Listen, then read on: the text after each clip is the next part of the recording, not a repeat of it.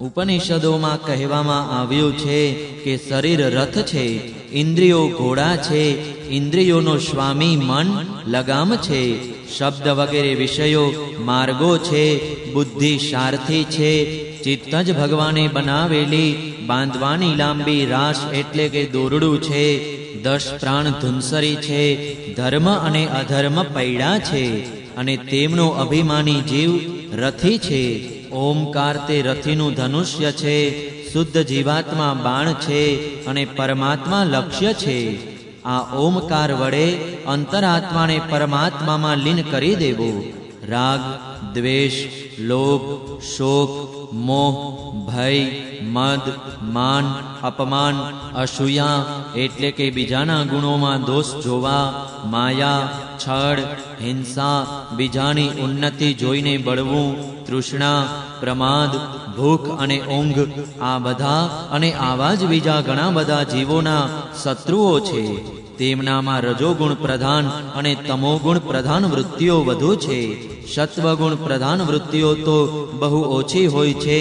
આ મનુષ્ય શરીર રૂપી રથ જ્યાં સુધી પોતાના વશમાં છે અને તેના ઇન્દ્રિયો મન વગેરે બધા સાધનો સારી સ્થિતિમાં છે, ત્યાં સુધીમાં શ્રી ગુરુદેવના ચરણ કમળોની સેવા પૂજા વડે સતેજ કરાયેલા જ્ઞાનની તીક્ષ્ણ તલવાર લઈને ભગવાનના આશ્રયથી તે શત્રુઓનો નાશ કરીને પોતાના સ્વાયત્ત સિંહાસન પર વિરાજમાન થઈ જવું, અને પછી અત્યંત શાંત ભાવે આ શરીરનો પણ પરિત્યાગ કરી દેવો. અન્યથા સહેજ પણ ગફતલ થઈ જતા આ ઇન્દ્રિયો રૂપી દુષ્ટ ઘોડા અને તેમની સાથે મૈત્રી રાખનાર બુદ્ધિરૂપી સારથી રથના સ્વામી જીવને અવળા માર્ગે લઈ જઈને વિષયો રૂપી લૂંટારાઓ વચ્ચે ફેંકી દેશે, અને તે લૂંટારાઓ સારથી અને ઘોડાઓ સહિત આ જીવને મૃત્યુ કરતાંય અધિક ભયાવહ ઘોર અંધકારમય સંસારના કૂવામાં નાખી દેશે. વૈદિક કર્મ 2 પ્રકારના છે. વૃત્તિઓને તેમના વિષયો તરફ લઈ જનારા પ્રવૃત્તિ પરક, અને વૃત્તિઓને તેમના વિષયોમાંથી પાછી વાળીને શાંત તેમજ આત્મ સાક્ષાત્કારને પાત્ર બનાવનારા વૃત્તિ પરક. પ્રવૃત્તિ પરક કર્મ માર્ગથી વારંવાર જન્મ મરણ મળે છે, અને નિવૃત્તિ પરક ભક્તિ માર્ગ કે જ્ઞાન માર્ગથી પરમાત્માની પ્રાપ્તિ થાય છે. સ્યેન યાગ વગેરે હિંસામય કર્મ, અગ્નિહોત્ર, દર્શ, પૂર્ણમાસ, ચાતુર્માસ્ય, પશુયજ્ઞ, સોમયજ્ઞ, વૈશ્વદેવ, બલિહરણ વગેરે દ્રવ્યમય કર્મો ઇષ્ટ કહેવાય છે. જ્યારે મંદિર, બગીચો, કૂવો વગેરે બનાવવા તથા પરબ મંડાવવી વગેરે પૂર્ત કર્મ કહેવાય છે. આ બધા જ પ્રવૃત્તિ પરક કર્મ છે, અને તે સકામ ભાવવાળા હોવાથી અશાંતિના જ કારણ બને છે. પ્રવૃત્તિ પરાયણ મનુષ્ય મૃત્યુ પછી ચરુ, પુરોડાશ વગેરે યજ્ઞ સંબંધિત દ્રવ્યોના સૂક્ષ્મ અંશથી બનેલું શરીર ધારણ કરીને ધુમાભિમાની દેવો પાસે જાય છે. પછી ક્રમશઃ રાત્રિ, કૃષ્ણ પક્ષ અને દક્ષિણાયનના દેવો પાસે જઈને ચંદ્રાલોકમાં પહોંચે છે. ત્યાંથી ભોગ સમાપ્ત થયા પછી અમાસના ચંદ્રની જેમ ક્ષીણ થઈને વરસાદ દ્વારા ક્રમશઃ ઔષધિ, લતા, અન્ન અને વીર્યના રૂપમાં પરિણમીને પિતૃયાન માર્ગે ફરીથી સંસારમાં જ જન્મ લે છે. હે યુધિષ્ઠિર, ગર્ભાધાનથી અંત્યેષ્ટિ સુધીના સંપૂર્ણ સંસ્કારો જેમના થાય છે તેમને દ્વિજ કહે છે. એટલે કે તેમાંના કેટલાક અગાઉ જણાવેલ પ્રવૃત્તિ માર્ગનું અનુષ્ઠાન કરે છે, જ્યારે કેટલાક હવે પછી કહેવામાં આવશે તે નિવૃત્તિ માર્ગનું. નિવૃત્તિ પરાયણ મનુષ્ય ઇષ્ટ, પૂર્ત વગેરે કર્મોથી થતા સઘળા યજ્ઞોને વિષયોનું જ્ઞાન કરાવનાર ઇન્દ્રિયોમાં હોમી દે છે. તે ઇન્દ્રિયોને દર્શન વગેરે સંકલ્પો રૂપી મનમાં, વૈકારિક મનને પરવાણીમાં, પરવાણીને વર્ણ સમુદાયમાં, વર્ણ સમુદાયને અ, ઉ, મ એ 3 સ્વરો રૂપે રહેતા ઓમકારમાં, ઓમકારને બિંદુમાં, બિંદુને નાદમાં, નાદને સૂત્રાત્મ રૂપ પ્રાણમાં, અને પ્રાણને બ્રહ્મમાં લીન કરી દે છે. તે નિવૃત્તિનિષ્ઠ જ્ઞાની ક્રમશઃ અગ્નિ, સૂર્ય, દિવસ, સાયંકાળ, શુક્લ પક્ષ, પૂર્ણિમા અને ઉત્તરાયણના અભિમાની દેવો પાસે જઈને બ્રહ્મલોકમાં પહોંચે છે અને ત્યાંના ભોગ સમાપ્ત થયા પછી તે સ્થૂળ ઉપાધિક વિશ્વ પોતાની સ્થૂળ ઉપાધિને સૂક્ષ્મમાં લીન કરીને સૂક્ષ્મ ઉપાધિક તેજસ થઈ જાય છે. પછી સૂક્ષ્મ ઉપાધિને કારણમાં લીન કરીને કારણ ઉપાધિક પ્રાજ્ઞ રૂપે સ્થિત થાય છે. પછી સૌના સાક્ષી રૂપે સર્વત્ર અનુગત હોવાને કારણે સાક્ષી સ્વરૂપ જ કારણ ઉપાધિનો લય કરીને તુરીય રૂપે સ્થિત થાય છે. આ પ્રમાણે દ્રશ્યોનો લય થતા તે શુદ્ધ આત્મા જ રહી જાય છે. એ જ મોક્ષપ્રદ છે. આને દેવયાન માર્ગ કહે છે. આ માર્ગે જનારો આત્માનો ઉપાસક સંસારમાંથી નિવૃત્ત થઈને ક્રમશઃ એક પાસેથી બીજા દેવ પાસે જતો જતો બ્રહ્મલોકમાં પહોંચીને પોતાના સ્વરૂપમાં સ્થિત થઈ જાય છે. તે પ્રવૃત્તિ માર્ગે જનારાની જેમ ફરીથી જન્મ મૃત્યુના ચક્રાવમાં પડતો નથી.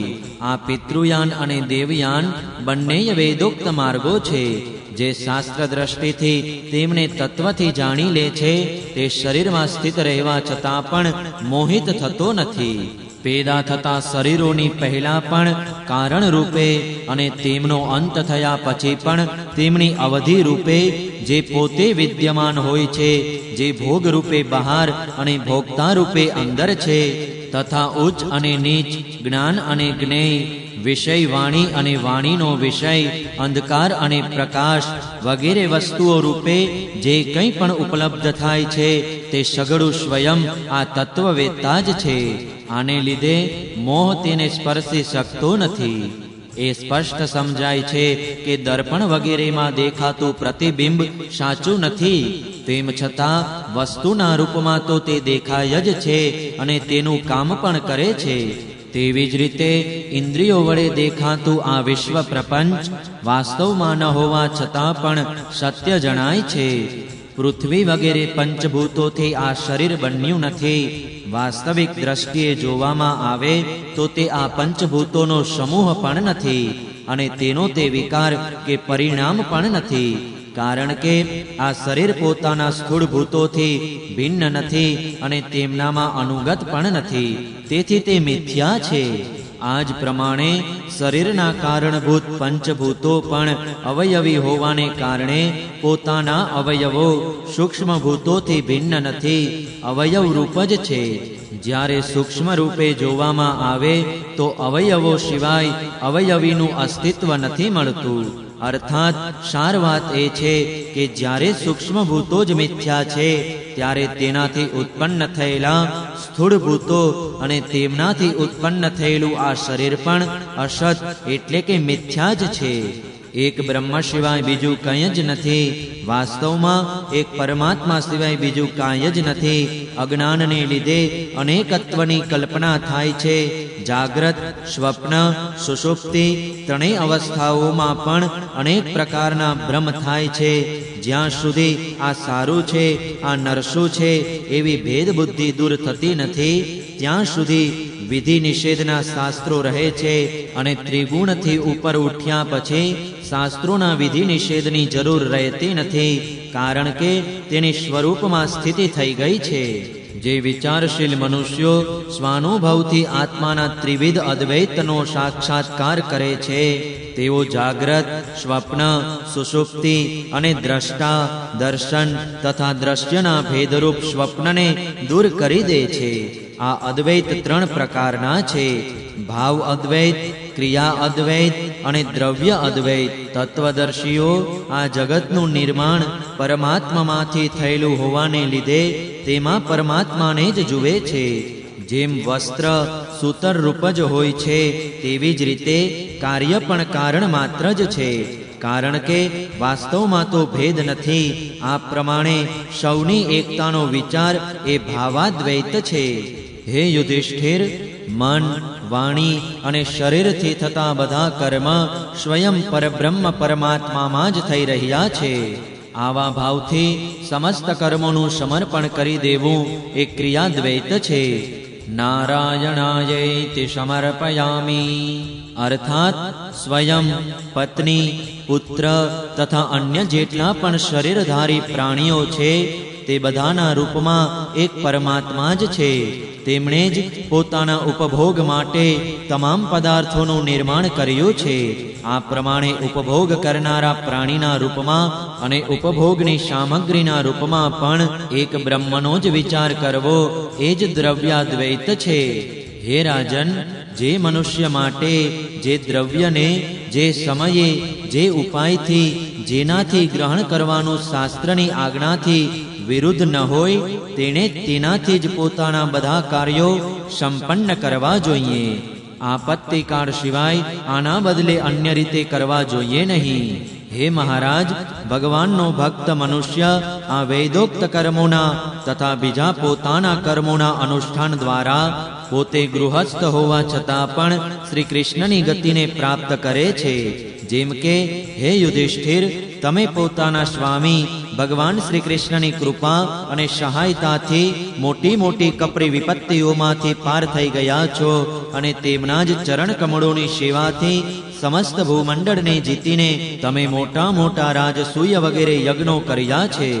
પૂર્વજન્મમાં આની પહેલાના કલ્પમાં હું એક ગંધર્વ હતો. મારું નામ ઉપબર્હણ હતું અને ગંધર્વોમાં મારું ઘણું માન સન્માન હતું. મારી સુંદરતા, સુકોમળતા અને મધુરતા અપૂર્વ હતી.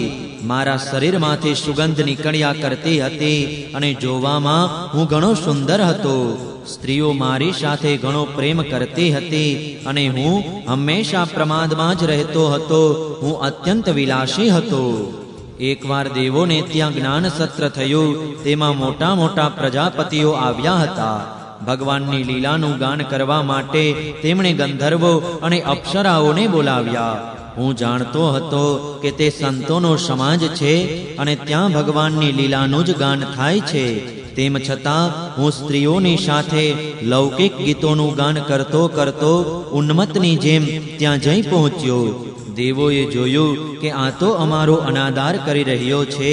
તેથી તેમણે પોતાના સામર્થ્યથી મને શાપ આપ્યો કે તે અમારી અવગણના કરી છે, તેથી તારી બધી સૌંદર્ય સંપત્તિનો નાશ થાવ અને તું તત્કાળ શુદ્ર થઈ જા. તેમના શાપથી હું દાસીનો પુત્ર થયો, પરંતુ તે શુદ્ર જીવનમાં કરેલા મહાત્માઓના સત્સંગના અને તેમની સેવા શુશ્રૂષાના પ્રભાવથી હું બીજા જન્મમાં બ્રહ્માજીનો પુત્ર થયો. સંતોની અવગણનાનો તથા તેમની સેવાનો આ મારો પ્રત્યક્ષ અનુભવ છે. સંત સેવાથી જ ભગવાન પ્રસન્ન થાય છે. હે યુધિષ્ઠિર, મેં તમને ગૃહસ્થોના પાપનાશક ધર્મ કહી બતાવ્યો. આ ધર્મના આચરણથી ગૃહસ્થ પણ અનાયાસ જ સંન્યાસીઓને પ્રાપ્ત થનારા પરમપદને પ્રાપ્ત કરી લે છે. હે યુધિષ્ઠિર, આ મનુષ્ય લોકમાં તમારા બધાનું ભાગ્ય અત્યંત પ્રશંસનીય છે. કારણ કે તમારા ઘરમાં સાક્ષાત પરબ્રહ્મ પરમાત્મા મનુષ્ય રૂપ ધારણ કરીને ગુપ્ત રીતે નિવાસ કરે છે. તેથી જ સઘળા સંસારને પવિત્ર કરી દેનારા ઋષિ મુનિઓ વારંવાર તેમના દર્શન કરવા માટે ચારે બાજુએથી તમારી પાસે આવતા રહે છે. જેમને મોટા મોટા મહાપુરુષો નિરંતર શોધતા રહે છે, જેઓ માયાના અંશથી રહિત પરમ શાંત પરમાનંદ અનુભવ સ્વરૂપ પરબ્રહ્મ પરમાત્મા છે, તેઓ જ તમારા પ્રિય હિતૈષી મામાના દીકરા ભાઈ પૂજ્ય આજ્ઞાકારી ગુરુ અને સ્વયં આત્મા શ્રી કૃષ્ણ છે. શંકર, બ્રહ્મા વગેરે પણ પોતાની સંપૂર્ણ બુદ્ધિ પ્રયોજીને પણ તેઓ આવા છે. એ રીતે તેમનું વર્ણન કરી શક્યા નથી, તો પછી અમે તો કરી જ કેમ શકીએ? અમે મૌન, ભક્તિ અને સંયમ દ્વારા જ તેમની પૂજા કરીએ છીએ. કૃપા કરીને ભગવાન અમારી આ પૂજાનો સ્વીકાર કરીને અમારા પર પ્રસન્ન થાવ. શ્રી સુખદેવજી કહે છે, હે પરીક્ષિત, દેવર્ષિ નારદનો આ વૃત્તાંત સાંભળીને તથા શ્રી કૃષ્ણનો પ્રભાવ સાંભળીને રાજા યુધિષ્ઠિરને અત્યંત આનંદ થયો. તેમણે પ્રેમ વિહ્વળ થઈને દેવર્ષિ નારદની અને ભગવાન શ્રી કૃષ્ણની પૂજા કરી. દેવર્ષિ નારદ ભગવાન શ્રી કૃષ્ણ અને રાજા યુધિષ્ઠિર પાસેથી વિદાય લઈને તથા તેમના વડે સત્કાર પામીને પ્રયાણ કરી ગયા. ભગવાન શ્રી કૃષ્ણ જ પરબ્રહ્મ છે, આ સાંભળીને યુધિષ્ઠિરના આશ્ચર્યનો પાર રહ્યો નહીં. હે પરીક્ષિત, આ પ્રમાણે મેં તમને દક્ષપુત્રીઓના વંશનું અલગ અલગ વર્ણન કરી સંભળાવ્યું. તેમના જ વંશમાં દેવો, અસુરો, મનુષ્યો વગેરેની અને સમસ્ત ચરાચરની સૃષ્ટિ થયેલી છે. 7મા સ્કંધ અંતર્ગત પ્રહલાદ અનુચરિત માનો, યુધિષ્ઠિર નારદ સંવાદ માનો, સદાચાર નિર્ણય નામનો 15મો અધ્યાય સમાપ્ત. 7મો સ્કંધ સમાપ્ત. જય શ્રી કૃષ્ણ. ઓમ નમો ભગવતે વાસુદેવાય. શ્રીમદ ભાગવત મહાપુરાણ 8મો સ્કંદ પહેલો અધ્યાય. મન્વંતરોનું વર્ણન. રાજા પરીક્ષિતે પૂછ્યું, હે ગુરુદેવ, સ્વયંભુવ મનુજીનો વંશ વિસ્તાર મેં સાંભળી લીધો. આ જ વંશમાં પોતાની પુત્રીઓ દ્વારા મરીચી વગેરે પ્રજાપતિઓએ પોતાની વંશ પરંપરા ચલાવી હતી. હવે તમે અમને બીજા મનુઓના વંશનું વર્ણન કહી સંભળાવો. હે બ્રહ્મન, જ્ઞાની મહાત્માઓ જે મન્વંતરોમાં મહામહિમાવાન ભગવાન જે અવતારો અને લીલાઓનું વર્ણન કરે છે તે તમે અવશ્ય કહી સંભળાવો. અમે અત્યંત શ્રદ્ધાપૂર્વક તે સાંભળવા ઈચ્છીએ છીએ. હે ભગવાન વિશ્વભાવન, ભગવાન વિતેલા મન્વંતરોમાં જે લીલાઓ કરી ચૂક્યા છે, ચાલુ મન્વંતરમાં જે લીલાઓ કરી રહ્યા છે અને આવનારા મન્વંતરોમાં જે કંઈ લીલાઓ કરશે તે બધું અમને કહી સંભળાવો. શ્રી સુખદેવજીએ કહ્યું, હે પરીક્ષિત, આ કલ્પમાં સ્વયંભુવ વગેરે 6 મન્વંતરો વીતી ચૂક્યા છે.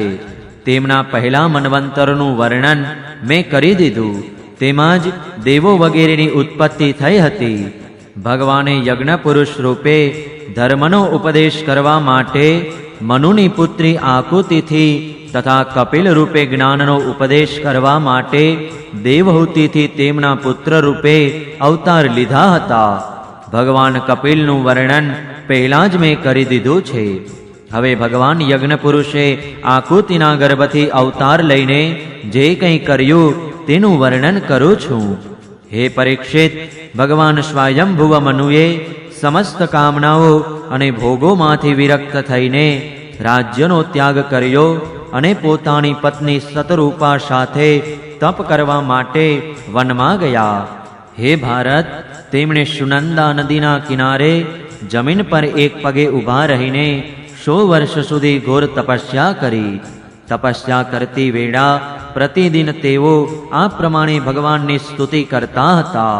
મનુજી સ્તુતિ કરતા હતા કે જેમની ચેતનાના સ્પર્શ માત્રથી આ વિશ્વ ચેતન થઈ જાય છે, પણ જેમણે આ વિશ્વ ચેતના આપી શકતું નથી, જેઓ વિશ્વના સૂઈ ગયા પછી પ્રલયમાં પણ જાગતા રહે છે, જેમને વિશ્વ જાણતું નથી પણ જેવો વિશ્વને જાણે છે તેવો જ પરમાત્મા છે.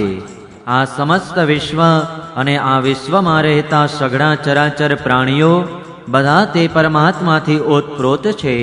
તેથી સંસારના કોઈ પણ પદાર્થના મોહમાં નહીં પડતા તેનો બીજાના માટે ત્યાગ કરીને જ માત્ર જીવન નિર્વાહ માટે જ તેનો ઉપભોગ કરવો જોઈએ.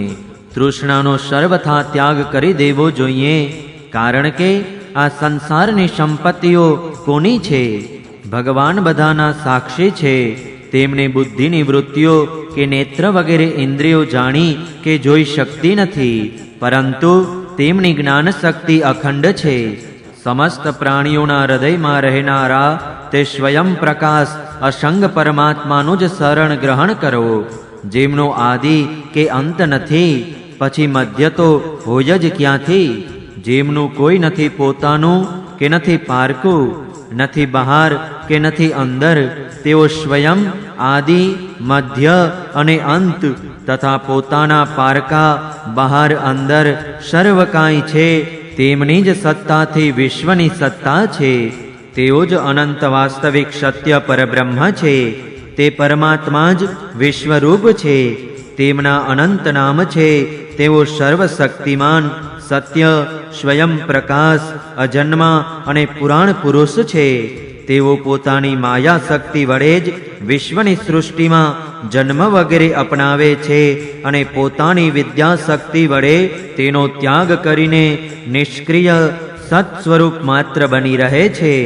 તેથી જ ઋષિમુનિઓ નૈષ્કર્મ્ય સ્થિતિ પ્રાપ્ત કરવા માટે એટલે કે બ્રહ્મ સાથે એકતા પ્રાપ્ત કરવા માટે પહેલા કર્મયોગનું અનુષ્ઠાન કરે છે. ઘણું કરીને કર્મ કરનારો મનુષ્ય જ અંતે અકર્મની સ્થિતિને મેળવી લે છે. સર્વશક્તિમાન ભગવાન પણ લોક સંગ્રહ માટે કર્મ કરે છે, પરંતુ તેઓ આત્મલાભથી પૂર્ણકામ હોવાને કારણે તે કર્મોમાં આસક્ત થતા નથી. તેથી તેમનું જ અનુસરણ કરીને અનાસક્ત રહીને કર્મ કરનારો પણ કર્મના બંધનમાંથી મુક્ત જ રહે છે. ભગવાન જ્ઞાન સ્વરૂપ છે, તેથી તેમનામાં લેશ માત્ર પણ અહંકાર નથી. તેઓ સર્વત્ર પરિપૂર્ણ છે, તેથી તેમને કોઈ વસ્તુની કામના નથી. તેઓ કોઈની પ્રેરણા વિના સ્વચ્છંદપણે જ કર્મ કરે છે. તેઓ પોતે જ રચેલી મર્યાદામાં રહીને પોતાના કર્મો વડે મનુષ્યને ઉપદેશ કરે છે. તેઓ જ સઘળા ધર્મોના પ્રવર્તક અને પ્રાણદાતા છે. હું તે જ પ્રભુના શરણમાં છું. શ્રી સુખદેવજી કહે છે, હે પરીક્ષિત, એકવાર સ્વયંભુવ મનુ એકાગ્ર ચિત્તે આ મંત્રમય ઉપનિષદ સ્વરૂપ શ્રુતિનો પાઠ કરી રહ્યા હતા. તેમણે ઊંઘમાં અચેત થઈને બડબડતા જાણીને ભૂખ્યા અસુરો અને રાક્ષસો તેમણે ભરખી જવા તેમના પર ઘસી આવ્યા. આ જોઈને અંતર્યામી ભગવાન યજ્ઞ પુરુષ પોતાના પુત્રો યામ નામના દેવો સાથે ત્યાં આવ્યા અને તેમણે મનુજીને ભરખી જવાના નિશ્ચય સાથે આવેલા તે અસુરોનો સંહાર કર્યો અને પછી તેઓ ઇન્દ્રના પદ પર પ્રતિષ્ઠિત થઈને સ્વર્ગનું શાસન કરવા લાગ્યા. હે પરીક્ષિત, બીજા મનુ થયા સ્વારોચિષ. તેઓ અગ્નિના પુત્ર હતા. તેમના પુત્રો હતા દ્યુમાન, સુષેણ, રોચિષ્માન વગેરે. તે મન્વંતરમાં ઇન્દ્રનું નામ રોચન હતું અને તુષિત વગેરે મુખ્ય દેવો તથા ઉર્જસ્તંભ વગેરે વેદવાદી સપ્તર્ષિઓ હતા. તે મન્વંતરમાં વેદશિરા ઋષિના તુષિતા નામના પત્ની હતા. તેમના ગર્ભથી ભગવાને અવતાર લીધો અને વિભુ નામથી પ્રસિદ્ધ થયા. તેઓ આજીવન નૈષ્ઠિક બ્રહ્મચારી રહ્યા. તેમના જ આચરણોમાંથી ઉપદેશ ગ્રહણ કરીને 88,000 વ્રતનિષ્ઠ ઋષિઓએ પણ બ્રહ્મચર્યનું પાલન કર્યું. ત્રીજા મનુ થયા ઉત્તમ. તેઓ પ્રિયવ્રતના પુત્ર હતા. તેમના પુત્રો હતા પવન, સૃંજય, યજ્ઞહોત્ર વગેરે. તે મન્વંતરમાં સપ્તર્ષિઓ હતા. વસિષ્ઠજીના પ્રમદ વગેરે 7 પુત્રો.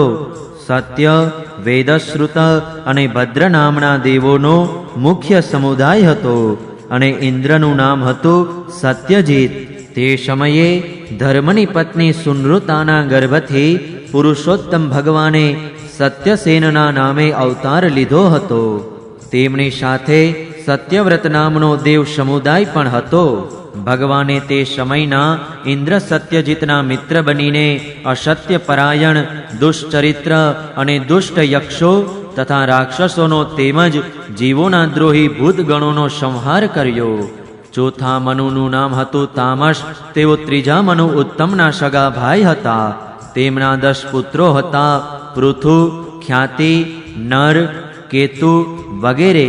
તે સમયે સત્યક, હરિ અને વીર નામના મુખ્ય દેવો હતા અને ઇન્દ્રનું નામ હતું ત્રિશિખ.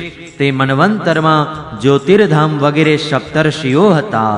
હે રાજન, તામસ નામના તે મન્વંતરમાં વિદ્રુતિના પુત્ર વૈદ્રુતિ નામે બીજા પણ દેવો હતા. તેમણે કાળ પરિવર્તનને લીધે નષ્ટપ્રાય થતા વેદોને પોતાની શક્તિથી બચાવ્યા હતા.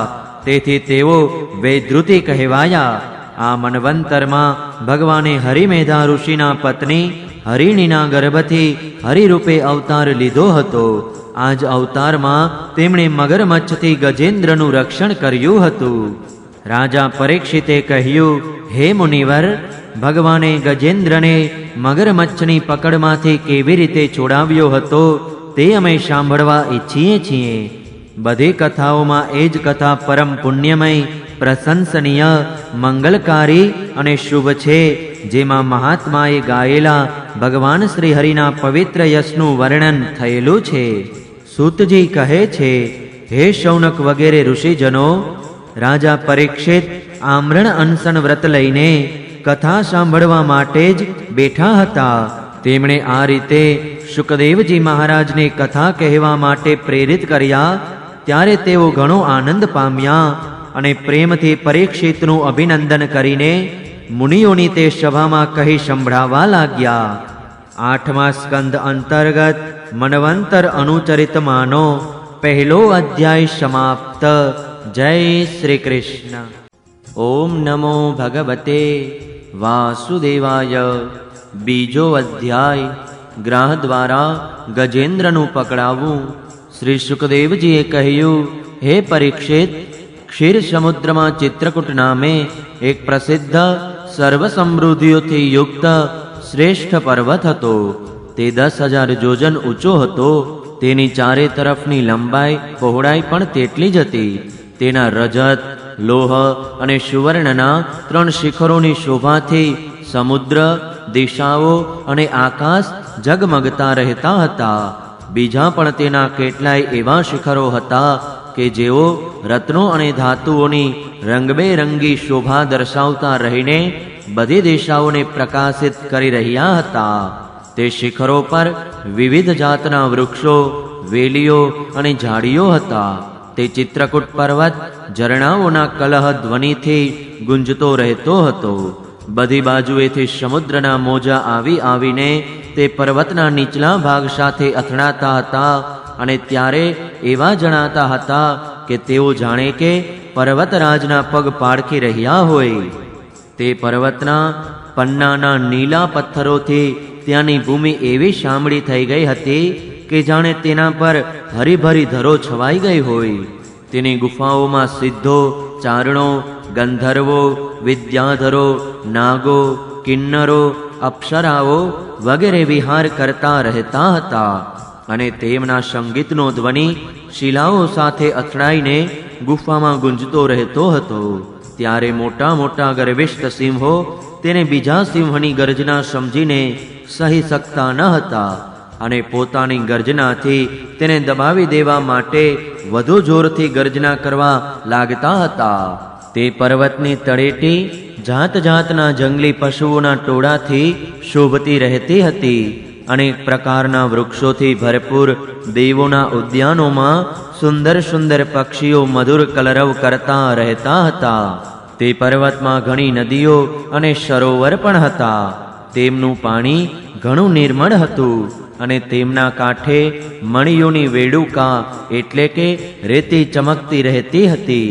તેમાં દેવાંગનાઓ સ્નાન કરતી હતી. તેથી તેમનું પાણી અત્યંત સુગંધિત થઈ જતું હતું.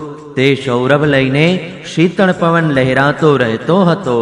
તે પર્વતની તળેટીમાં ભગવાનના પ્રેમી મહાત્મા વરુણ ભગવાનનો એક ઉદ્યાન હતો. તેનું નામ ઋતુમાન હતું. તેમાં દેવાંગનાઓ ક્રીડા કરતી રહેતી હતી. તેમાં ચારે તરફ ફળ ફૂલથી ભરપૂર દિવ્ય વૃક્ષો શોભી રહ્યા હતા.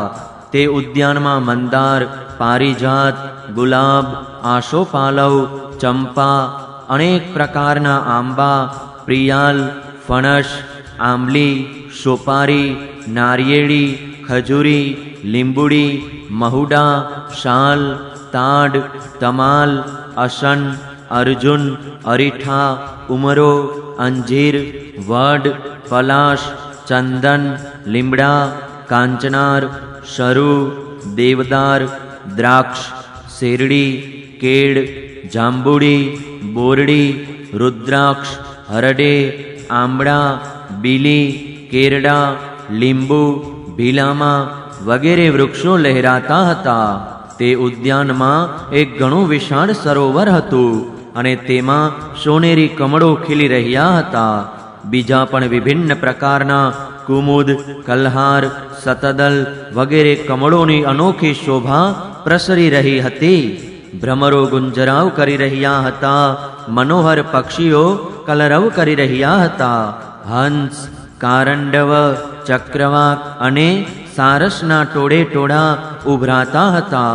જલકુક્કુટ, બતક, પપૈયા, કૂક કૂક ધ્વનિ કરી રહ્યા હતા. માછલીઓ અને કાચબાઓની દોડાદોડીથી કમળના ફૂલ હલી જતા હતા, જેથી તેમની પરાગ ખરી પડીને પાણીને સુંદર અને સુગંધિત બનાવી દેતી હતી. કદંબ, નેતર, નરકુડ, કદંબવેલી, વાંસ વગેરે વૃક્ષોથી તે ઉદ્યાન ઘેરાયેલો હતો. કુંદ, કુરબક, આશોપાલવ, શિરીષ, વનમાલિકા, હિંગોરી, કુબ્જક, સોનસુઈ, નાગ, પુન્નાગ, જાતિ, મલ્લિકા, શતપત્ર, માધવી, મોગરો વગેરે પુષ્પ વૃક્ષોથી તેમજ પ્રત્યેક ઋતુમાં લીલાછમ રહેતા બીજા પણ વૃક્ષોથી તે સરોવર શોભતું હતું. તે પર્વતના ઘોર જંગલમાં ઘણી બધી હાથણીઓ સાથે એક ગજેન્દ્ર રહેતો હતો. તે મોટા મોટા શક્તિશાળી હાથીઓનો સરદાર હતો. એક દિવસ તે ગજેન્દ્ર તે પર્વત પર પોતાની હાથણીઓ સાથે કાંટાળા કીચક, વાંસ, નેતર વગેરેની ગીચ ઝાડીઓ અને વૃક્ષોને રગદોડતો ટહેલી રહ્યો હતો. તેની ગંધથી જ સિંહ, હાથી, વાઘ, ગેંડા વગેરે હિંસક પશુઓ, સર્પો તથા ચિત્તા, ગોરા કાળા હરણ, ચમરી ગાય વગેરે ભયભીત થઈને ભાગી જતા હતા. અને તેની કૃપાથી વરુ, શુવર, પાડા, રીંછ, શાહુડી, લંગુર તથા કૂતરા, વાંદરા, હરણ, સસલા વગેરે પ્રાણીઓ સર્વત્ર નિર્ભયપણે ફરી રહ્યા હતા. તે ગજેન્દ્રની પાછળ પાછળ હાથીઓના નાના બચ્ચા દોડી રહ્યા હતા. મોટા હાથીઓ અને હાથણીઓ પણ તેને વીંટળાઈને ચાલી રહ્યા હતા. તેની ચાલના ધમકારાથી પહાડ એકવાર તો કંપી ઉઠતો હતો. તેના ગંડસ્થળમાંથી ઝરતા મધનું પાન કરવા ભમરાઓ તેની સાથે સાથે ઉડી રહ્યા હતા. મદને લીધે તેની આંખો ચંચળ થઈ રહી હતી. ઘણો તીવ્ર તડકો હોવાથી તે વ્યાકુળ થઈ ગયો અને તેને તથા તેના સાથીઓને તરસ પણ પીડવા લાગી. ત્યારે દૂરથી જ કમળની પરાગથી સુવાસિત વાયુની ગંધ સૂંઘીને તે પેલા સરોવર તરફ જવા લાગ્યો કે જેની શીતળતા અને સુગંધ લઈને વાયુ વહી રહ્યો હતો. વેગથી ચાલતો તે થોડી જ વારમાં તે સરોવરના કિનારે જઈ પહોંચ્યો. તે સરોવરનું પાણી અત્યંત નિર્મળ અને અમૃત જેવું મધુર હતું. સોનેરી અને લાલ કમળોની પરાગથી તે મહેકી રહ્યું હતું. ગજેન્દ્રે પહેલા તો તે પાણીમાં પ્રવેશીને પોતાની સૂંઢથી ઉછાળીને મન ભરીને પાણી પીધું. પછી તેમાં સ્નાન કરીને પોતાનો થાક ઉતાર્યો. ગૃહસ્થ પુરુષની જેમ તે ગજેન્દ્ર મોહગ્રસ્ત થઈને પોતાની સૂંઢથી પાણીના ફુવારા છોડીને પોતાની સાથેની હાથણીઓ અને બચ્ચાને નવડાવવા લાગ્યો અને તેમના મોઢામાં સૂંઢ નાખીને પાણી પીવડાવવા લાગ્યો. ભગવાનની માયાથી મોહિત થયેલો તે ગજેન્દ્ર ઉન્મત્ત થઈ રહ્યો હતો. તે બિચારાને એનો ખ્યાલ જ ન હતો કે મારે માથે ઘણું મોટું સંકટ તોડાઈ રહ્યું છે.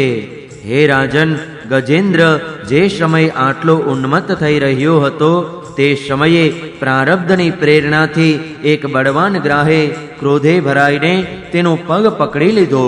આ પ્રમાણે અચાનક સંકટમાં ફસાઈને તે બળવાન ગજેન્દ્રે તેની શક્તિ અનુસાર પોતાને છોડાવવા માટે ઘણો પ્રયત્ન કર્યો, પરંતુ છોડાવી શક્યો નહીં.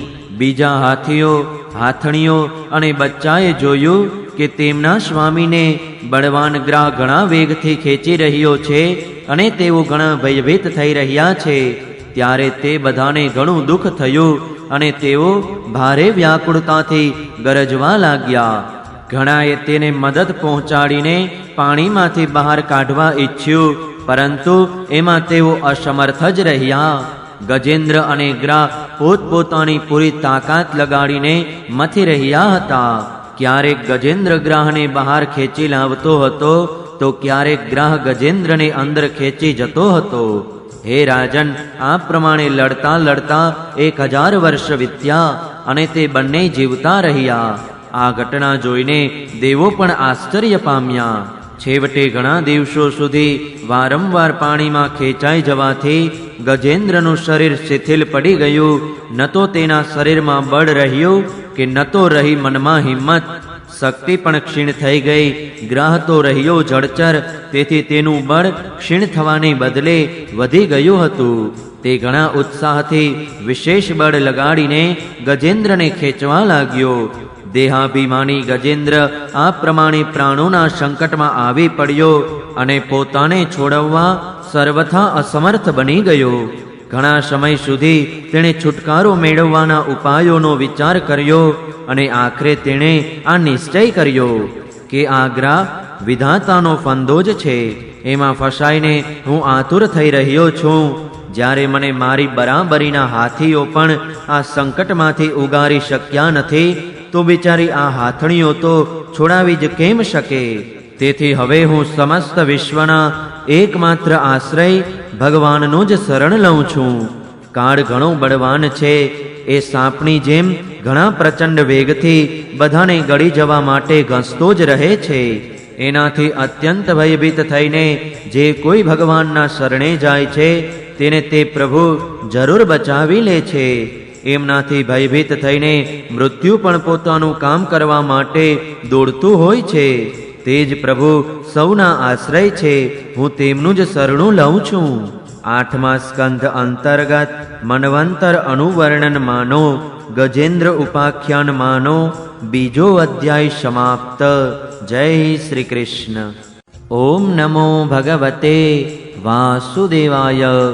3જો અધ્યાય ગજેન્દ્ર મોક્ષ. શ્રી સુખદેવજી કહે છે, હે પરીક્ષિત, પોતાની બુદ્ધિથી આવો નિશ્ચય કરીને તે ગજેન્દ્રે પોતાના ચિત્તને હૃદયમાં એકાગ્ર કર્યું અને પછી તે પૂર્વજન્મમાં શીખેલા શ્રેષ્ઠ સ્તોત્રના જપ વડે ભગવાનની સ્તુતિ કરવા લાગ્યો. ગજેન્દ્રે સ્તુતિ કરતા કહ્યું, જેઓ જગતનું મૂળ કારણ છે અને સૌના હૃદયમાં પુરુષ રૂપે વિરાજમાન છે, તેમજ સમસ્ત સંસારના એકમાત્ર સ્વામી છે, તથા જેમને કારણે આ સંસારમાં ચૈતન્યનો વિસ્તાર થાય છે, તે ભગવાનને હું નમસ્કાર કરું છું અને પ્રેમપૂર્વક તેમનું ધ્યાન ધરું છું. આ સંસાર તેમનામાં જ સ્થિત છે. તેમની જ સત્તાથી પ્રતીત થઈ રહ્યો છે. તેમાં તેઓ જ વ્યાપ્ત રહેલા છે અને સ્વયં તેઓ જ સંસાર રૂપે પ્રગટ થઈ રહ્યા છે. આ બધું હોવા છતાં પણ તેઓ આ સંસારથી અને તેના કારણ પ્રકૃતિથી સર્વથા પર છે. તે સ્વયં પ્રકાશ, સ્વયં સિદ્ધ સત્તાત્મક ભગવાનનું હું શરણ લઉં છું. આ વિશ્વ પ્રપંચ તેમની માયાથી જ તેમનામાં આરોપિત છે. આ વિશ્વનું તેઓ ક્યારેક લીલાપૂર્વક નિર્માણ કરે છે તો ક્યારેક તેને નષ્ટ પણ કરે છે, પરંતુ તેમની દ્રષ્ટિ બંને સ્થિતિમાં જેમની તેમ રહે છે. અર્થાત તેઓ આના સાક્ષી છે. તેઓ જ આ વિશ્વ પ્રપંચના મૂળ કારણ છે, પરંતુ તેમનું કોઈ કારણ નથી. તે પરાત્પર પ્રભુ મારું રક્ષણ કરે. પ્રલયના સમયે સમસ્ત લોકો, સમસ્ત લોકપાલો અને એ બધાના કારણો સંપૂર્ણપણે નષ્ટ થઈ જાય છે અને માત્ર ગાઢ અને ઘેરો અંધકાર જ રહેવા પામે છે. પરંતુ અનંત પરમાત્મા તેનાથી સર્વથા પર વિરાજમાન રહે છે. તે જ પ્રભુ મારું રક્ષણ કરે. તેમની લીલાઓનું રહસ્ય જાણવું એ અત્યંત મુશ્કેલ છે. તેઓ નટની જેમ અનેક વેશ ધારણ કરે છે. તેમના વાસ્તવિક સ્વરૂપને નથી તો ઋષિઓ જાણતા કે નથી તો દેવો જાણતા, તો પછી અન્ય એવું કોણ હોઈ શકે કે જે ત્યાં સુધી જઈ શકે અને તેનું વર્ણન કરી શકે? તે પ્રભુ મારું રક્ષણ કરે. જેમના પરમ મંગલમય સ્વરૂપનું દર્શન કરવા માટે મહાત્માઓ સંસારની સઘળી આસક્તિઓનો પરિત્યાગ કરી દે છે અને વનમાં જઈને બ્રહ્મચર્ય વગેરે અલૌકિક વ્રતનું અખંડપણે પાલન કરે છે, તથા પોતાના આત્માને સૌના હૃદયમાં વિરાજમાન જોતા રહીને સ્વાભાવિક રીતે જ સૌનું હિત કરે છે. મુનિઓના સર્વસ્વ એવા તે ભગવાન મારા સહાયક છે. તેઓ જ મારી ગતિ છે. નથી તો તેમના જન્મ અને કર્મ કે નથી તો નામ અને રૂપ, તો પછી તેમના ગુણ અને દોષ વિશેની તો કલ્પના પણ કેવી રીતે કરી શકાય? આમ છતાં પણ વિશ્વનું સર્જન, સ્થિતિ અને સંહાર કરવા માટે તેઓ પોતાની માયાથી બ્રહ્મા, વિષ્ણુ અને રુદ્રરૂપ એટલે કે જન્મકર્મ, નામરૂપ, ગુણદોષ વગેરેને અપનાવે છે. તે જ અનંત શક્તિમાન સર્વ ઐશ્વર્યમય પરબ્રહ્મ પરમાત્માને હું નમસ્કાર કરું છું. તેઓ અરૂપ હોવા છતાંય બહુરૂપ છે. તેમના કર્મ અત્યંત આશ્ચર્યપૂર્ણ છે. હું તેમના ચરણોમાં નમસ્કાર કરું છું. સ્વયં પ્રકાશ સૌની સાક્ષી પરમાત્માને હું નમસ્કાર કરું છું. જેઓ મન, વાણી અને ચિત્તથી અત્યંત દૂર છે તે પરમાત્માને હું નમસ્કાર કરું છું. વિવેકી મનુષ્ય કર્મ સંન્યાસ કરવા, કર્મ સમર્પણ વડે પોતાના અંતઃકરણને શુદ્ધ કરીને જેમને પ્રાપ્ત કરે છે તથા જેઓ પોતે તો નિત્યમુક્ત, પરમાનંદ સ્વરૂપ અને જ્ઞાન સ્વરૂપ છે જ, સાથે જ બીજાઓને કૈવલ્ય મુક્તિ આપવાનું સામર્થ્ય પણ માત્ર જેમનામાં જ છે તે પ્રભુને હું નમસ્કાર કરું છું. જેઓ સત્વ, રજ અને તમ આ ત્રણેય ગુણોના ધર્મ અપનાવીને ક્રમશઃ શાંત, ઘોર અને મૂઢ અવસ્થા પણ ધારણ કરે છે તે ભેદરહિત સમભાવપૂર્વક રહેલા અને જ્ઞાનધન પ્રભુને હું વારંવાર નમસ્કાર કરું છું. હે પ્રભુ, આપ સૌના સ્વામી છો, બધા જ ક્ષેત્રોના એકમાત્ર જાણનારા અને સૌના સાક્ષી છો. હું આપને નમસ્કાર કરું છું. આપ પોતે જ પોતાનું કારણ છો, પુરુષ અને મૂળ પ્રકૃતિરૂપ પણ આપ જ છો. આપને વારંવાર મારા નમસ્કાર છે. આપ સમસ્ત ઇન્દ્રિયો અને તેમના વિષયોના દ્રષ્ટા છો, સઘળી પ્રતીતિઓના આધાર છો. અહંકાર વગેરે છાયારૂપ અસત વસ્તુઓ વડે આપની જ સત્તા પ્રગટ થાય છે. સઘળી વસ્તુઓના અસ્તિત્વ રૂપ પણ કેવળ આપ જ દેખાવ છો. હું આપને નમસ્કાર કરું છું. આપ સૌનું મૂળ કારણ છો. આપનું કારણ કોઈ જ નથી, તથા કારણ હોય તો પણ આપનામાં વિકાર કે પરિણામ આવતા નથી. તેથી આપ અનોખું કારણ છો. આપને મારા વારંવાર નમસ્કાર છે. જેમ બધા નદી, ઝરણા વગેરેનો પરમ આશ્રય સમુદ્ર છે, તેવી જ રીતે આપ સમસ્ત વેદો અને શાસ્ત્રોનું પરમ તાત્પર્ય છો. આપ મોક્ષ સ્વરૂપ છો અને સઘળા સંતો આપનું જ શરણ લે છે. તેથી હું આપને નમસ્કાર કરું છું. જેમ યજ્ઞના અરણી કાષ્ટમાં અગ્નિ ગુપ્ત રહે છે, તેવી જ રીતે આપે પોતાનું જ્ઞાન ગુણોની માયાથી ગોપનીય રાખ્યું છે. ગુણોમાં ક્ષોભ થવાથી તેમના વડે વિવિધ પ્રકારની સૃષ્ટિ રચનાનો આપ સંકલ્પ કરો છો. જેઓ કર્મ સંન્યાસ કે સમર્પણ વડે આત્મતત્વની ભાવના કરીને વેદ શાસ્ત્રોથી પર થઈ જાય છે, તેમના આત્માના રૂપમાં આપ પોતે જ પ્રગટ થઈ જાઓ છો. હું આપને નમસ્કાર કરું છું. જેમ કોઈ દયાળુ મનુષ્ય ઝાડમાં ફસાયેલા પશુનું બંધન કાપી નાખે છે, તેવી જ રીતે આપ મારા જેવા શરણાગતોને બંધનમાંથી મુક્ત કરો છો. આપ નિત્ય મુક્ત છો, પરમ કરુણામય છો અને આપ ભક્તોનું કલ્યાણ કરવા પ્રમાદ કરતા નથી. આપના ચરણોમાં મારા નમસ્કાર છે. સઘળા પ્રાણીઓના હૃદયમાં આપ પોતાના અંશથી અંતરાત્મા રૂપે પ્રાપ્ત થતા રહો છો. આપ બધા ઐશ્વર્યોથી પરિપૂર્ણ અને અનંત છો. આપને હું નમસ્કાર કરું છું.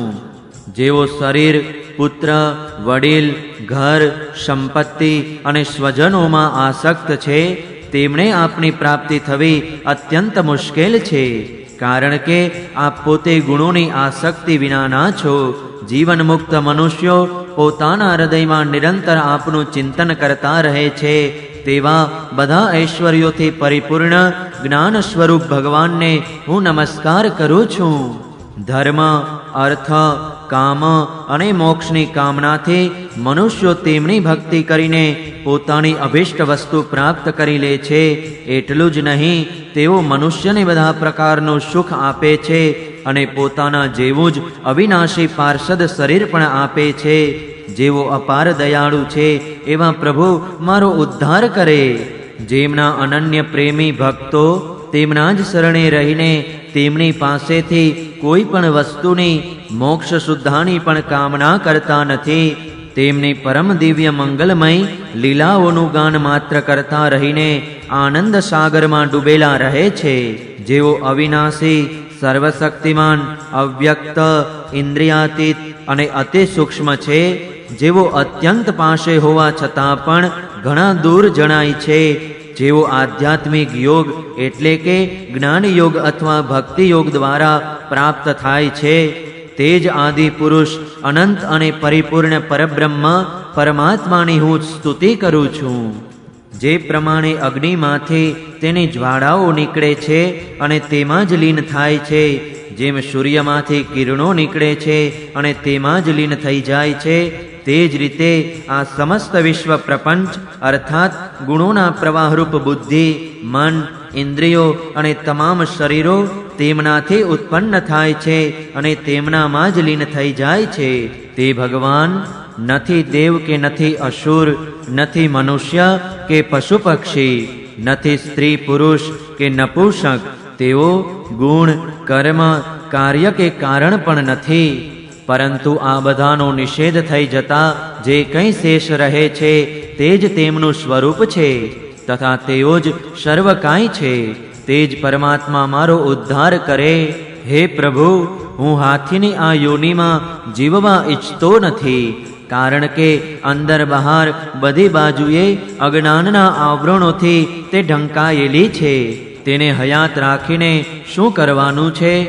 આત્માના પ્રકાશને ઢાંકી દેનારું જે અજ્ઞાન છે તેનાથી હું મુક્તિ ચાહું છું, કારણ કે આત્મતત્વના જ્ઞાનનો નાશ કરવા કાળ પણ સમર્થ નથી. તેથી હું તે પરબ્રહ્મ પરમાત્માના શરણે થયો છું કે જેઓ વિશ્વરહિત હોવા છતાં પણ સંસારના રચનારા અને વિશ્વ સ્વરૂપ છે, અને સાથોસાથ જ જેઓ વિશ્વના અંતરાત્મા રૂપે વિશ્વરૂપી સામગ્રીથી ક્રીડા પણ કરતા રહે છે, તે અજન્મા પરમપદ સ્વરૂપ બ્રહ્મને હું નમસ્કાર કરું છું. યોગીજનો યોગ વડે કર્મ, કર્મ વાસના અને કર્મફળને બાળી નાખીને પોતાના યોગ શુદ્ધ હૃદયમાં જે યોગેશ્વર ભગવાનનો સાક્ષાત્કાર કરે છે તે પ્રભુને હું નમસ્કાર કરું છું. હે પ્રભુ, આપની સત્વ, રજ અને તમ એ ત્રણ શક્તિઓના રાગ વગેરેના વેગ અસહ્ય છે. સઘળી ઇન્દ્રિયો અને મનના વિષયોના રૂપમાં પણ આપ જ પ્રતીત થાવ છો. તેથી જેમની ઇન્દ્રિયો વશમાં નથી તે લોકો તો આપની પ્રાપ્તિનો માર્ગ પણ પામી શકતા નથી. આપની શક્તિ અનંત છે. આપ શરણાગત વત્સલ છો. આપને હું વારંવાર નમસ્કાર કરું છું. આપની જ માયા અહમ ભાવથી આત્મા સ્વરૂપ ઢંકાયેલું છે. તેવો આ જીવ પોતાના સ્વરૂપને ઓળખી શકતો નથી. આપનો મહિમા અપાર છે. તે સર્વશક્તિમાન અને માધુર્યના ભંડાર ભગવાનના શરણમાં હું આવ્યો છું. શ્રી શુકદેવજી કહે છે, હે પરીક્ષિત, આ પ્રમાણે ગજેન્દ્રે કોઈ ભેદભાવ વિના નિર્વેશ રૂપે ભગવાનની સ્તુતિ કરી હતી. તેથી વિભિન્ન નામો રૂપોને પોતાનું સ્વરૂપ માનનારા બ્રહ્મા વગેરે દેવો તેને બચાવવા માટે આવ્યા નહીં. ત્યારે પોતે શરૂઆતમાં હોવાને કારણે સર્વવેદ સ્વરૂપ ભગવાન શ્રી હરિ પોતે જ ત્યાં પ્રગટ થયા. વિશ્વના એકમાત્ર આધાર ભગવાને જોયું કે ગજેન્દ્ર અત્યંત દુઃખી થઈ રહ્યો છે. તેથી તેની સ્તુતિ સાંભળીને ચક્રધારી ભગવાન વેદમય ગરુડ પર સવાર થઈને અત્યંત વેગપૂર્વક ત્યાં જવા ચાલી નીકળ્યા કે જ્યાં ગજેન્દ્ર ભારે સંકટમાં ફસાયો હતો.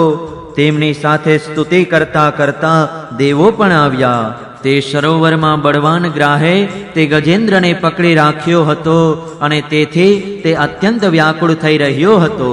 જ્યારે તેણે ગરુડજી પર સવાર થઈને હાથમાં ચક્ર ધારણ કરેલા ભગવાન શ્રી હરિને આકાશમાં જોયા, ત્યારે તેણે પોતાની સૂંઢમાં કમળનું એક સુંદર ફૂલ લઈને તેને ઊંચું કર્યું અને તે ઘણા દુઃખ સાથે બોલ્યો, હે નારાયણ, હે જગદગુરુ, હે ભગવાન, આપને નમસ્કાર છે. જ્યારે ભગવાને જોયું કે ગજેન્દ્ર અત્યંત દુઃખી થઈ રહ્યો છે, ત્યારે તેઓ એકાએક જ ગરુડજી પરથી ઉતરી ગયા અને દયા કરીને ગજેન્દ્રની સાથે જ ગ્રાહને પણ અત્યંત ઝડપથી સરોવરમાંથી બહાર ખેંચી લાવ્યા. પછી બધા દેવોના જોતા જ ભગવાન શ્રી હરિએ ચક્રથી ગ્રાહનું મોઢું ચીરી નાખ્યું અને ગજેન્દ્રને મુક્ત કરી દીધો. 8મા સ્કંદ અંતર્ગત ગજેન્દ્ર મોક્ષમાનો 3જો અધ્યાય સમાપ્ત. જય શ્રી કૃષ્ણ. ઓમ નમો ભગવતે વાસુદેવાય. 4થો અધ્યાય ગજેન્દ્ર અને ગ્રાહનું પૂર્વચરિત્ર અને તેમનો ઉદ્ધાર. શ્રી શુકદેવજી કહે છે, હે પરીક્ષિત, તે સમયે બ્રહ્મા, શંકર વગેરે દેવો, ઋષિઓ અને ગંધર્વો ભગવાન શ્રી હરિના આ કાર્યની પ્રશંસા કરવા લાગ્યા અને તેમના પર પુષ્પવૃષ્ટિ કરવા લાગ્યા.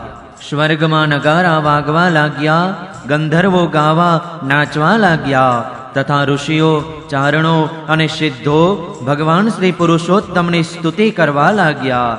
આ તરફ તે ગ્રહ તરત જ પરમ આશ્ચર્યમય દિવ્ય રૂપધારી બની ગયો. આ ગ્રહ આ પહેલા હુહુ નામનો એક શ્રેષ્ઠ ગંધર્વ હતો. દેવલ ઋષિના શાપથી તેને આ ગતિ પ્રાપ્ત થઈ હતી. અત્યારે તે ભગવાનની કૃપાથી મુક્ત થઈ ગયો. તેણે સર્વેશ્વર ભગવાનના ચરણોમાં માથું મૂકીને પ્રણામ કર્યા. ત્યાર પછી તે ભગવાનના સુયશનું ગાન કરવા લાગ્યો.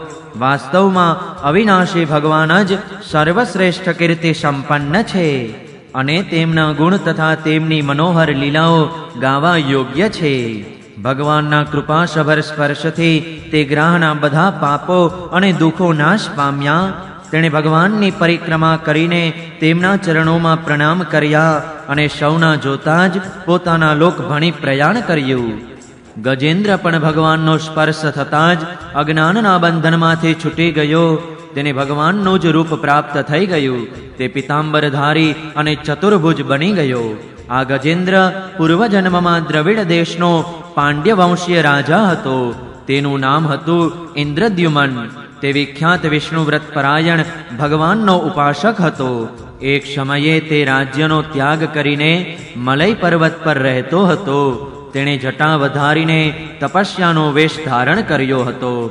એક દિવસ સ્નાન કર્યા પછી પૂજાના સમયે મનને એકાગ્ર કરીને તથા મૌન વ્રત ગ્રહણ કરીને તે સર્વશક્તિમાન ભગવાનની આરાધના કરી રહ્યો હતો.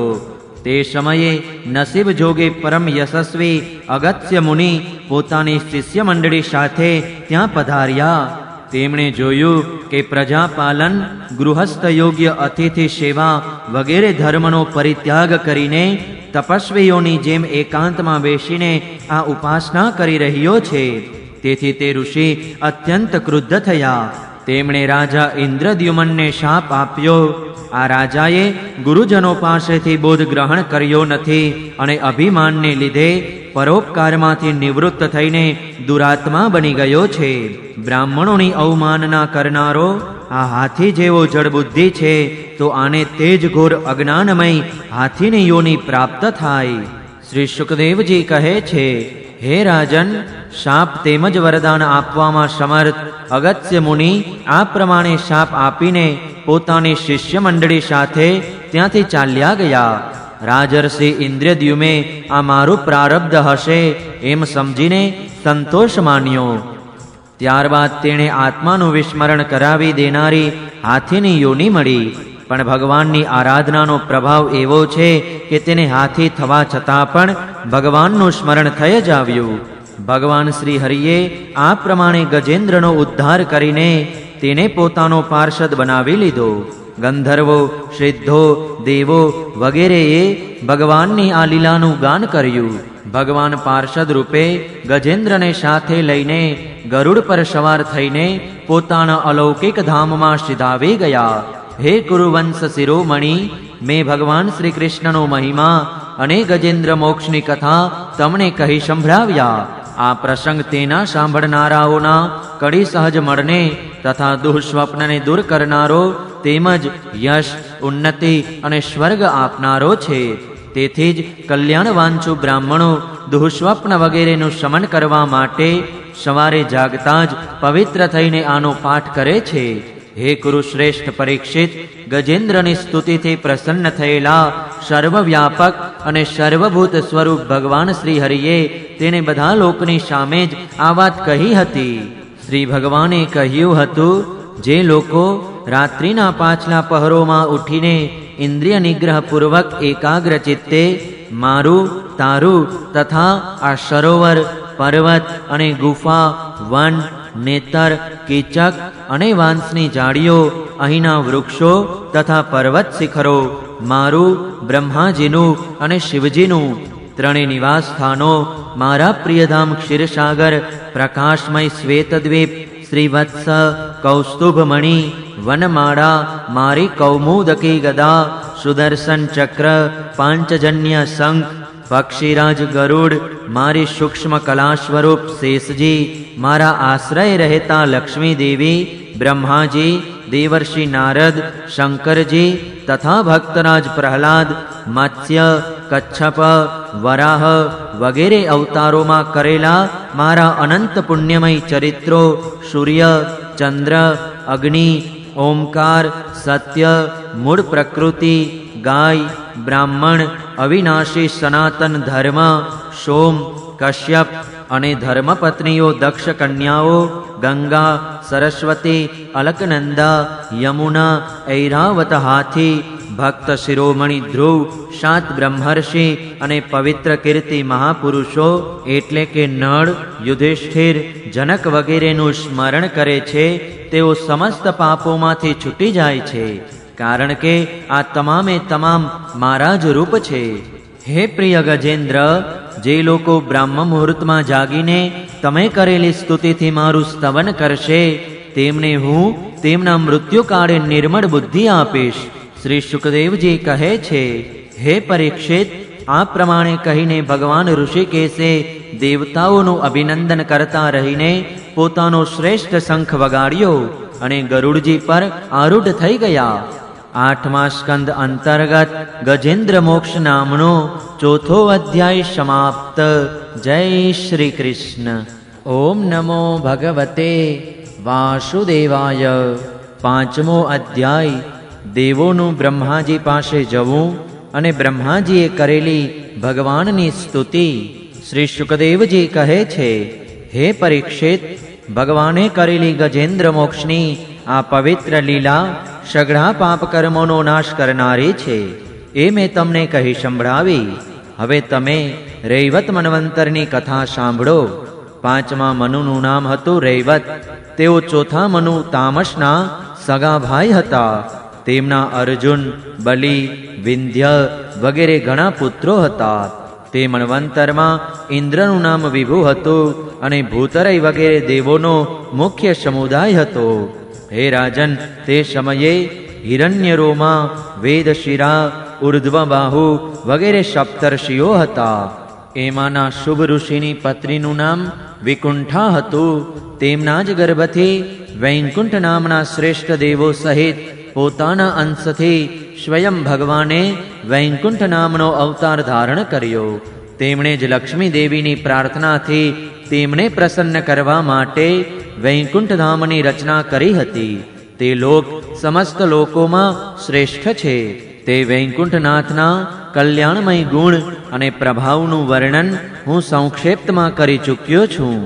ભગવાન વિષ્ણુના સંપૂર્ણ ગુણોનું વર્ણન તો તે જ કરી શકે કે જેણે પૃથ્વીના પરમાણુઓની ગણતરી કરી લીધી હોય. 6ઠા મનુના પુત્ર હતા ચાક્ષુષ. તેમના પુરુષ, સુદ્યુમ્ના વગેરે ઘણા પુત્રો હતા. ઇન્દ્રનું નામ હતું મંત્રદ્રુમા અને મુખ્ય દેવો હતા આપ્ય વગેરે. આ મન્વંતરમાં હવિષ્યમાન, વિરક વગેરે સપ્તર્ષિ હતા. જગતના સ્વામી ભગવાને તે સમયે પણ વૈરાજની પત્ની શંભૂતિના ગર્ભથી અજિત નામે અંશાવતાર લીધો હતો. તેમણે જ સમુદ્ર મંથન કરીને દેવોને અમૃત પીવડાવ્યું હતું તથા તેઓ જ કચ્છપનું રૂપ ધારણ કરીને મંદરાચલના રવૈયાનો આધાર બન્યા હતા. રાજા પરીક્ષિતે પૂછ્યું, હે બ્રહ્મણ, ભગવાને ક્ષીરસાગરનું મંથન કેવી રીતે કર્યું? તેમણે કચ્છપનું રૂપ લઈને કયા કારણે અને શા ઉદ્દેશ્યથી મંદરાચલને પોતાની પીઠ પર ધારણ કર્યો? તે સમયે દેવતાઓને અમૃત કેવી રીતે મળ્યું? બીજી પણ કઈ કઈ વસ્તુઓ સમુદ્રમાંથી નીકળી? ભગવાનની આ લીલા ઘણી જ અદ્ભુત છે. તે કૃપા કરીને તમે અવશ્ય કહી સંભળાવો.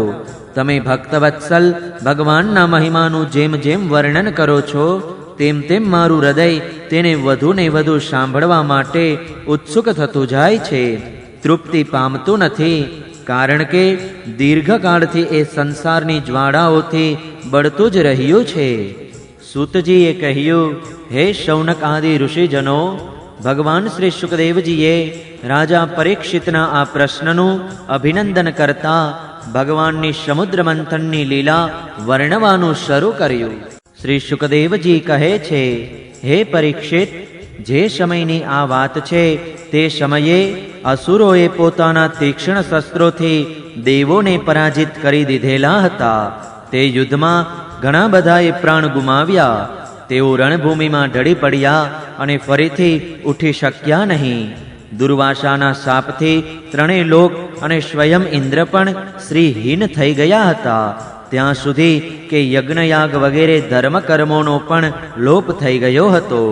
આ બધી દુર્દશા જોઈને ઇન્દ્ર, વરુણ વગેરે દેવોએ અંદરો અંદર ઘણું વિચાર્યું, પણ પોતાના વિચારોથી તેઓ કોઈ નિર્ણય કરી શક્યા નહીં. ત્યારે તે બધાએ સુમેરુ પર્વતના શિખર પર સ્થિત બ્રહ્માજીની સભામાં ગયા અને ત્યાં તેમણે ઘણી નમ્રતાથી બ્રહ્માજીની સેવામાં પોતાની પરિસ્થિતિનું વિસ્તૃત વર્ણન કર્યું. બ્રહ્માજીએ સ્વયં જોયું કે ઇન્દ્ર, વાયુ વગેરે દેવો શ્રીહીન અને શક્તિહીન થઈ ગયા છે. લોકોની દશા ઘણી વિકટ અને સંકટગ્રસ્ત થઈ ગઈ છે અને આનાથી વિપરીત અસુરોનો અભ્યુદય થઈ રહ્યો છે. પછી સમર્થ બ્રહ્માજીએ પોતાનું ચિત્ત એકાગ્ર કરીને પરમ પુરુષ શ્રી ભગવાનનું સ્મરણ કર્યું. ત્યાર પછી થોડો સમય રોકાયા બાદ પ્રફુલ્લ વદને દેવોને સંબોધીને કહ્યું, હે દેવો, હું શંકરજી, તમે બધા દેવો તથા અસુરો, દૈત્યો, મનુષ્યો, પશુ પક્ષીઓ, વૃક્ષો, સ્વેદજ વગેરે સમસ્ત પ્રાણીઓ સૌ જેમના વિરાટ રૂપના એક અંશથી રચાયેલા છીએ, તે આપણે બધા તે અવિનાશી શ્રી પ્રભુનું જ શરણ ગ્રહણ કરીએ. જો કે તે પ્રભુની દ્રષ્ટિમાં નથી કોઈ વધને પાત્ર કે નથી તો રક્ષણને પાત્ર, નથી તો તેમને માટે કોઈ ઉપેક્ષા પાત્ર કે નથી તો આદર પાત્ર. તેમ છતાં સર્જન, સ્થિતિ અને સંહાર માટે તેઓ સમયે સમયે સત્વગુણ, રજોગુણ અને તમોગુણને અપનાવતા રહે છે. આ સમયે તેમણે પ્રાણીઓના કલ્યાણ સારું સત્વગુણનો સ્વીકાર કરેલો છે. તેથી આ અવસર જગતની સ્થિતિ અને રક્ષણનો છે. માટે આપણે બધા તે જ જગતગુરુ પરમાત્માનું શરણ ગ્રહણ કરીએ છીએ. તેઓ દેવોના પ્રિય છે અને દેવો તેમના પ્રિય છે. તેથી આપણું આત્મીયજનોનું તેઓ અવશ્ય કલ્યાણ કરશે. શ્રી શુકદેવજી કહે છે, હે પરીક્ષિત, દેવોને આ પ્રમાણે કહીને તેમને સાથે લઈને બ્રહ્માજી ભગવાન અજિતના નિજધામ વૈકુંઠમાં ગયા. તે ધામ તમોમય પ્રકૃતિથી પર છે. આ બધા દેવોએ ભગવાનના સ્વરૂપ અને તેમના ધામ વિશે પહેલાથી જ ઘણું બધું સાંભળેલું તો હતું, પરંતુ ત્યાં ગયા પછી તેમણે કશું દેખાયું નહીં. તેથી બ્રહ્માજી એકાગ્રચિત્ત થઈ વેદવાણી વડે ભગવાનની સ્તુતિ કરવા લાગ્યા. બ્રહ્માજી સ્તુતિ કરતા કરતા કહેવા લાગ્યા, હે ભગવાન, આપ નિર્વિકાર, સત્ય સ્વરૂપ, અનંત, આદિ પુરુષ, સૌના હૃદયમાં અંતર્યામી રૂપે વિરાજમાન, અખંડ અને અતર્ક્ય છો. મન જ્યાં જ્યાં જાય છે ત્યાં ત્યાં આપ પહેલેથી જ વિદ્યમાન રહો છો. વાણી આપને વર્ણવી શકતી નથી. આપ સમસ્ત દેવોના આરાધનીય અને સ્વયં પ્રકાશિત છો. અમે બધા આપના ચરણોમાં નમસ્કાર કરીએ છીએ. આપ પ્રાણ, મન, બુદ્ધિ અને અહંકારને જાણનારા છો. ઇન્દ્રિયો અને તેમના વિષયો બંને આપના થકી પ્રકાશિત થાય છે. જીવ અવિદ્યાને વશીભૂત થઈને વિષયોમાં ફસાય છે. તેથી જ્ઞાન અને અજ્ઞાનની અનુભૂતિ તો જીવોને થાય છે. આપ તો તે બંનેથી પર છો, વિશુદ્ધ જ્ઞાન સ્વરૂપ છો. આપ અવિનાશી અને સુખ સ્વરૂપ છો અને આકાશની જેમ આપ સર્વવ્યાપી છો. સત્યયુગ, ત્રેતાયુગ અને દ્વાપર યુગમાં તો આપ અવતાર ધારણ કરો છો. અમે બધા આપનું શરણ લઈએ છીએ. આ શરીર જીવનનું એક મનોમય ચક્ર એટલે કે રથનું પૈડું છે. 10 ઇન્દ્રિયો અને 5 પ્રાણ એ 15 તેના આરા છે. સત્વ, રજ અને તમ એ 3 તેની નાભી છે. પૃથ્વી, જળ, તેજ, વાયુ અને આકાશ તથા મન, બુદ્ધિ અને અહંકાર એ 8 એમાં નેમી એટલે કે પૈણાનો ઘેરાવો છે. સ્વયં માયા જ એનું સંચાલન કરે છે અને એ વીજળી કરતાં પણ વધુ વેગથી ચાલનારું છે. આ ચક્રની ધરી છે સ્વયં પરમાત્મા. તેવું જ એકમાત્ર સત્ય છે. અમે તેમના શરણે છીએ. જેઓ એકમાત્ર જ્ઞાન સ્વરૂપ પ્રકૃતિથી પર અને અદ્રશ્ય છે, તેઓ સઘળા પદાર્થોના મૂળમાં અવ્યક્તપણે રહેલા છે અને દેશ, કાળ અથવા વસ્તુથી જેમનો પાર પામી શકાતો નથી, તે જ શ્રી પ્રભુ આ જીવનના હૃદયમાં અંતર્યામી રૂપે વિરાજમાન રહે છે. વિચારશીલ મનુષ્યો ભક્તિ યોગ વડે તેમની જ આરાધના કરે છે, જેનાથી મોહિત થઈને જીવ પોતાના વાસ્તવિક લક્ષ્યને અથવા સ્વરૂપને ભૂલી ગયો છે. તે માયા એ શ્રી પ્રભુની જ છે અને તેનો પાર કોઈ પણ પામી શકતું નથી. પરંતુ સર્વશક્તિમાન શ્રી પ્રભુ પોતાની તે માયાને તથા તેના ગુણોને પોતાના વશમાં કરીને સઘળા પ્રાણીઓના હૃદયમાં સમભાવપૂર્વક વિચરણ કરતા રહે છે. જીવ પોતાના પુરુષાર્થથી નહીં પણ તેમની કૃપાથી જ તેમને પ્રાપ્ત કરી શકે છે. અમે તેમના ચરણોમાં નમસ્કાર કરીએ છીએ. આમ તો અમે દેવો અને ઋષિઓ પણ તેમના પરમ પ્રિય સત્વમય શરીરમાંથી ઉત્પન્ન થયેલા છીએ, તો પણ તેમના આંતરબાહ્ય એક રસ પ્રગટી રહેલા વાસ્તવિક સ્વરૂપને જાણતા નથી. તો પછી રજોગુણ અને તમોગુણ પ્રધાન અસુરો વગેરે તો તેમને જાણી જ કેવી રીતે શકે? તે જ શ્રી પ્રભુના ચરણોમાં અમે નમસ્કાર કરીએ છીએ. તેમની જ રચેલી આ પૃથ્વી તેમનું ચરણ છે. આજ પૃથ્વી પર જરાયુજ, અંડજ, શ્વેદજ અને ઉદ્ભિજ આ 4 પ્રકારના પ્રાણીઓ રહે છે. તે પરમ સ્વતંત્ર, પરમ ઐશ્વર્યશાળી પુરુષોત્તમ પરબ્રહ્મ અમારા પર પ્રસન્ન થાઓ. આ અત્યંત શક્તિશાળી જળ તેમનું વીર્ય છે. એ જળમાંથી જ 3 લોક અને સમસ્ત લોકોના લોકપાલો ઉત્પન્ન થાય છે, વૃદ્ધિ પામે છે અને જીવતા રહે છે. તે પરમ ઐશ્વર્યશાળી પરબ્રહ્મ અમારા પર પ્રસન્ન થાઓ. શ્રુતિઓ કહે છે કે ચંદ્ર તે શ્રી પ્રભુનું મન છે. આ ચંદ્ર સમસ્ત દેવોનું અન્ન, બળ અને આયુષ્ય છે. તેવો જ વૃક્ષોના સ્વામી અને પ્રજાઓના પાલક છે. મનને અપનાવનારા આવા ઐશ્વર્યશાળી શ્રી પ્રભુ અમારા પર પ્રસન્ન થાઓ. અગ્નિ તેમનું મુખ છે. તેની ઉત્પત્તિ જ એ માટે થઈ છે કે જેનાથી યજ્ઞયાગ વગેરે કર્મકાંડ સંપૂર્ણપણે સંપન્ન થઈ શકે. આ જ અગ્નિ શરીરની અંદર જઠરાગ્નિ રૂપે અને સમુદ્રની અંદર વડવાગ્નિ રૂપે રહીને તેમનામાં રહેતા અન્ન, જળ અને ધાતુઓનું પાચન કરતો રહે છે અને સઘળા દ્રવ્યોની ઉત્પત્તિ પણ તેનાથી જ થયેલી છે. આવા પરમ ઐશ્વર્યશાળી ભગવાન અમારા પર પ્રસન્ન થાઓ.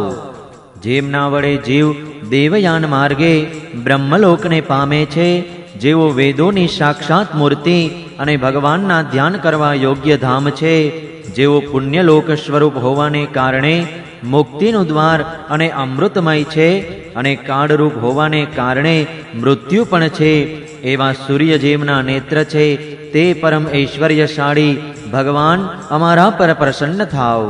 શ્રી પ્રભુના પ્રાણથી જ ચરાચરના પ્રાણ તથા તેમને માનસિક, શારીરિક અને ઇન્દ્રિયિક બળ આપનારો વાયુ પ્રગટ થયો છે.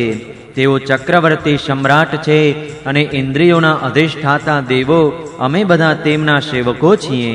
એવા પરમ ઐશ્વર્યશાળી ભગવાન અમારા પર પ્રસન્ન થાઓ.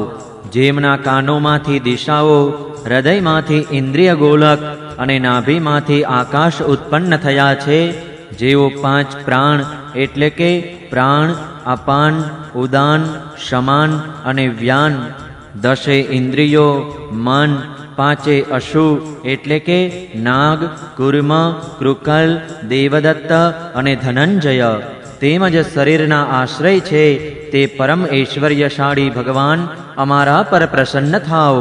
જેમના બળમાંથી ઇન્દ્ર, પ્રસન્નતામાંથી સમસ્ત દેવો, ક્રોધમાંથી શંકર, બુદ્ધિમાંથી બ્રહ્મા, ઇન્દ્રિયોમાંથી વેદો અને ઋષિઓ તથા લિંગમાંથી પ્રજાપતિ ઉત્પન્ન થયા છે, તે પરમ ઐશ્વર્યશાળી ભગવાન અમારા પર પ્રસન્ન થાઓ. જેમના વક્ષ સ્થળમાંથી લક્ષ્મી, છાયામાંથી પિતૃઓ, સ્તનમાંથી ધર્મ, પીઠમાંથી અધર્મ, મસ્તકમાંથી આકાશ અને વિહારમાંથી અપ્સરાઓ પ્રગટ થયા છે, તે પરમ ઐશ્વર્યશાળી ભગવાન અમારા પર પ્રસન્ન થાઓ. જેમના મુખમાંથી બ્રાહ્મણો અને અત્યંત રહસ્યમય વેદો, ભુજાઓમાંથી ક્ષત્રિયો અને બળ, જંઘાઓમાંથી વૈશ્યો અને તેમની વૃત્તિઓ વ્યાપાર કૌશલ્ય તથા ચરણોમાંથી વેદ વિનાની સેવા કરનારા શૂદ્રો અને તેમની સેવા વગેરે વૃત્તિઓ પ્રગટ થયા છે, તે પરમ ઐશ્વર્યશાળી ભગવાન અમારા પર પ્રસન્ન થાઓ. જેમના અધરમાંથી લોભ અને હોઠમાંથી પ્રીતિ, નાસિકામાંથી કાંતિ, સ્પર્શમાંથી પશુઓનો પ્રિય કામ, ભ્રમરોમાંથી યમ અને આંખના રૂવાટામાંથી કાળની ઉત્પત્તિ થઈ છે, તે પરમ ઐશ્વર્યશાળી ભગવાન અમારા પર પ્રસન્ન થાઓ. સમસ્ત પદાર્થો, કાળ, કર્મ, સત્વાદી ગુણ અને પંચમહાભૂતો વગેરે બધા તે પરમાત્માની માયાથી જ ઉત્પન્ન થયા છે એવું કહેવામાં આવ્યું છે. એ પરમ તત્વનું વિવેકી પુરુષો અનિર્વચનીય કહીને વર્ણન કરે છે અને નેતિ નેતિ કહીને બધાનો નિષેધ કરીને શાસ્ત્રો વર્ણન કરે છે. તે પરમેશ્વર અમારા પર પ્રસન્ન થાઓ. જેઓ માયા થકી નિર્મિત ગુણોમાં અને તે વૃત્તિઓથી આસક્ત થતા નથી, જેઓ વાયુની જેમ સદા સર્વદા અસંગ રહે છે, જેમનામાં સઘળી શક્તિઓ શાંત થઈ ગયેલી છે, તે પોતાના આત્માનંદ લાભથી પરિપૂર્ણ આત્મા સ્વરૂપ ભગવાનને અમારા નમસ્કાર છે. હે પ્રભુ, અમે આપના શરણાગત છીએ. અમે ઈચ્છીએ છીએ કે મંદ મંદ સ્મિતવાળું આપનું મુખ કમળ અમે પોતાની આ જ આંખોથી જોઈએ. આપ કૃપા કરીને અમને તેનું દર્શન કરાવો. હે પ્રભુ, આપ અવારનવાર પોતે જ પોતાની ઈચ્છાથી અનેક રૂપ ધારણ કરો છો અને અમારે માટે જે કામ કરવાનું અત્યંત મુશ્કેલ હોય છે તેને આપ સહેજમાં જ કરી દો છો. આપ સર્વશક્તિમાન છો, તેથી આપને માટે તો એમાં શી મુશ્કેલી હોય? વિષયોના લોભમાં પડીને જે દેહાભિમાનીઓ દુઃખ ભોગવી રહ્યા છે, તેમણે કર્મ કરવામાં પરિશ્રમ અને ક્લેશ તો ઘણો વધુ થાય છે, પણ તેનું ફળ ઘણું ઓછું ઉપજે છે. મોટે ભાગે તો તેમને નિષ્ફળતા જ મળે છે. પરંતુ જે કર્મો આપને સમર્પિત કરવામાં આવે છે, તે કર્મો કરતી વખતે જ પરમ સુખ મળે છે. તે કર્મો સ્વયં ફળરૂપ જ છે. ભગવાનને સમર્પિત કરવામાં આવેલો નાનામાં નાનો કર્માભાસ પણ નિષ્ફળ થતો નથી, કારણ કે ભગવાન જીવનના પરમ હિતૈષી, પરમ પ્રિયતમ અને આત્મા જ છે. જેમ વૃક્ષના મૂળને પાણીથી સિંચવું એ તેની નાની મોટી ડાળીઓને પણ સિંચી હોવાનું ગણાય છે, તેવી જ રીતે શરૂઆતમાં ભગવાનની આરાધના એ સઘળા પ્રાણીઓની અને પોતાની પણ આરાધના છે. જેઓ ત્રણેય કાળમાં અને તેનાથી પર પણ એક રસ રહેલા છે, જેમની લીલાઓનું રહસ્ય તર્ક વિતર્કથી પર છે, જેઓ સ્વયં ગુણોથી પર હોવા છતાં પણ ગુણોના સ્વામી છે તથા આ સમયે સત્વગુણમાં સ્થિત છે, એવા આપને હે પ્રભુ અમે વારંવાર નમસ્કાર કરીએ છીએ.